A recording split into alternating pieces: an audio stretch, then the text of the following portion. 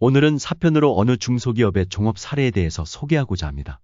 젊은 시절부터 제조업 현장에서 근무한 후 창업하여 안정적으로 중소기업을 운영하던 사장님이 어쩔 수 없이 사업을 종료할 수밖에 없었던 안타까운 사례를 소개해드리고자 합니다. 인생에서나 사업 경영을 하면서 갑자기 다가오는 사건에 대해서 어떻게 대처해야 할 것인지를 보면서 중소기업과 소상공인 사장님들께서 생각해 보셨으면 해서 제작했습니다. 구독 알림 설정을 해 놓으시면 콘텐츠를 올릴 때마다 쉽게 시청하실 수 있으니 활용하시기 바랍니다. 사례 설명은 카카오 아이번역 아나운서가 진행하도록 하겠습니다. 그럼 사례를 설명드리겠습니다. 사례 기업의 현황을 설명드리면 이 회사의 경우에는 대표이사가 창업해서 소공인 소기업 중기업까지 탄탄하게 성장시켜온 20년 이상 안정적으로 운영된 기업입니다. 업종은 공장 설비 및 부품 제조업이었습니다. 주요 거래처는 대기업이나 중소기업이 공장을 건립할 경우 냉공조 설비 등 여러 가지 설비가 들어가는데 이를 제작 설치하는 업종입니다. 근로자는 55명 내외였고 연 매출액은 약 60억 원이었으며 당기 순이익은 3억 정도였습니다. 매년 꾸준하게 당기 순이익을 내면서 건실하게 운영을 하던 기업이었습니다. 이 기업의 창업 과정을 보겠습니다. 대표이사는 60대 중반이었고 공업고등학교를 졸업한 후 중견기업에 취업해서 생산 현장에서 업무를 배우게 됩니다. 현장에서 기술을 배우며 10년 정도 근무한 후 중견 간부로 성장하게 됩니다. 공장 설비 제작 설치와 부품 제작 등의 분야에서 전문성을 갖추고 입사한 지 10년 만에 창업을 하게 됩니다. 현재 중소제조업 60대 CEO의 경우 이렇게 공업고등학교를 졸업한 분이 많습니다. 현장 경험을 통해 창업했다는 것입니다. 현장 경험과 기술력을 바탕으로 생산직이 대부분인 55명의 근로자들을 통솔하며 창업한 후 20년 이상 안정적으로 운영해왔습니다. 또 하나의 특징은 주요 거래처를 대표이사가 직접 네트워크를 구축해서 고객 유지 관리를 해왔습니다. 중소기업 CEO 대부분은 거래처 관리를 직접 합니다. 유념하시기 바랍니다. 그러면 이렇게 안정적으로 탄탄하게 운영하던 기업이 왜 갑자기 사업을 그만두게 되는지 한번 살펴보도록 하겠습니다. 저는 폐업이라는 말을 쓰지 않고 마칠 종자에 종업이라는 단어를 썼습니다. 그 이유는 회사가 부도라든가 파산으로 폐업하는 상태가 아니었고 사업을 운영하다가 갑작스럽게 일이 발생해 그만두게 되었기 때문에 종업이라는 의미의 단어를 사용했습니다. 종업하게 된 이유는 대표이사가 갑자기 건강이 악화됩니다. 병원에서 진단받으니 치료가 어렵다는 판정을 받고 소천하십니다. 갑작스럽게 돌아가시니 가정에서 살림하시던 부인과 아들이 대표이사와 관리이사로 취임해서 경영하게 됩니다. 그런데 말 그대로 경험이 하나도 없다 보니 사업이 잘 될 수가 없겠죠. 생산 현장 근로자들이 신임 대표이사나 관리이사의 말을 듣지 않습니다. 더욱이 무슨 일을 하고 있는지, 출장을 왜 가는지 가서 무슨 일을 하고 있는지도 몰랐습니다. 통제가 되지 않았습니다. 그러나 현장에서는 야근한다고 하고 바쁘다고 하여 회사가 잘 운영되고 있는 줄 알았습니다. 분기 결산 시 거래 세무서 사무소에서 보내온 결산서를 보니 결손이 발생하고 있었습니다. 대표이사나 관리이사는 이해할 수가 없었죠. 계속 결손이 누적되게 됩니다.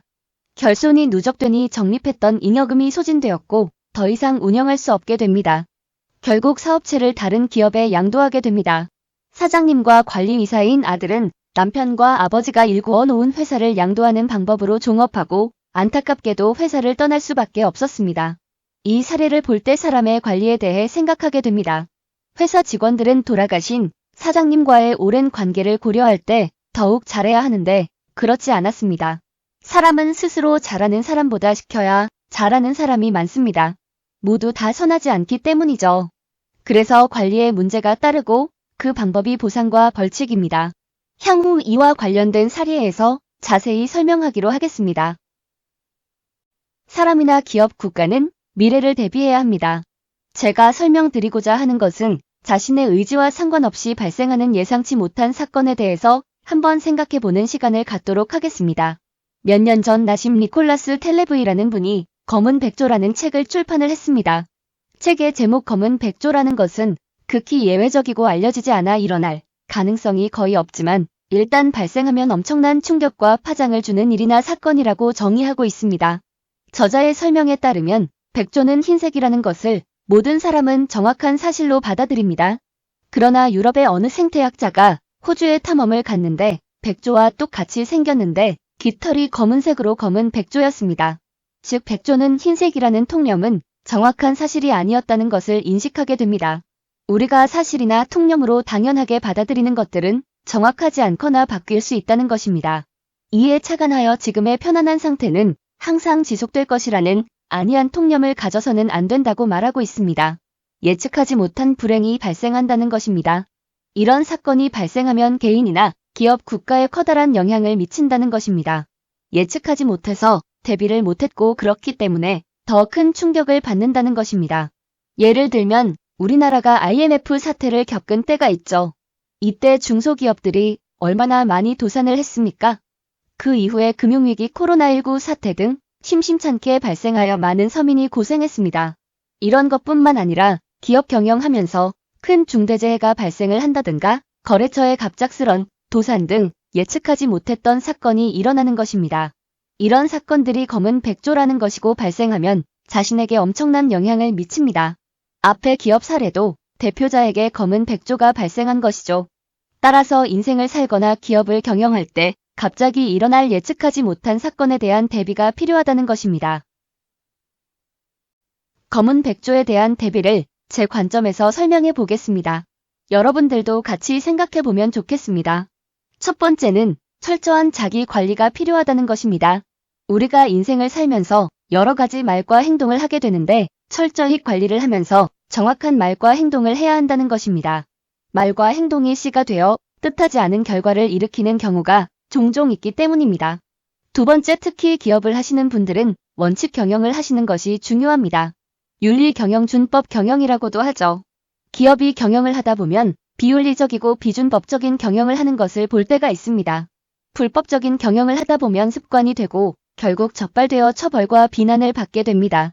특히 요즘은 인터넷 정보화 세상이 돼서 특정 기업의 비윤리적이고 비준법적인 사건은 온라인 커뮤니티를 통해서 국가라든가 전 세계에 바로 전파가 됩니다.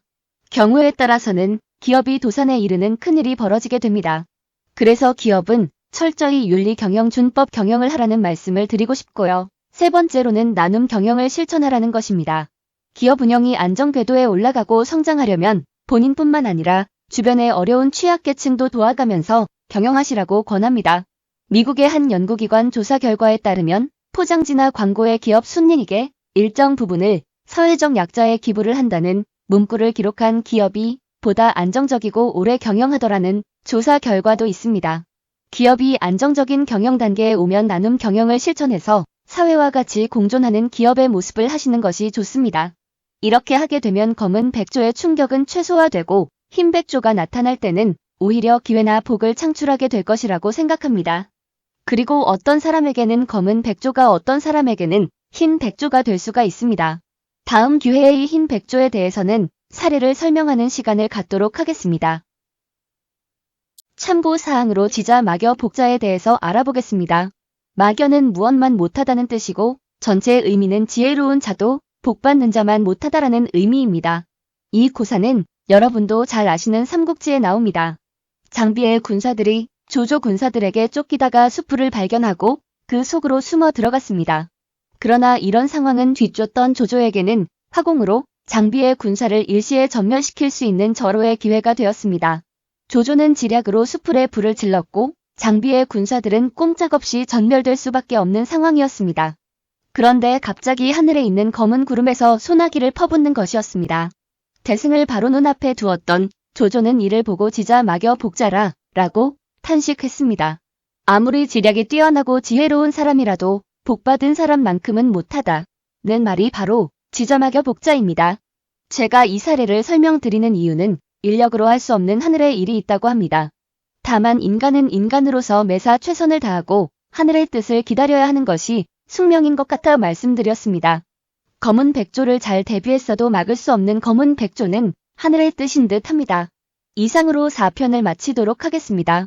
다음 5편에서는 사업을 잘 하시던 사장님께서 도산 위기에 직면했으나 벗어난 특이한 사례를 보도록 하겠습니다. 감사합니다. 다음 편에서 만나겠습니다.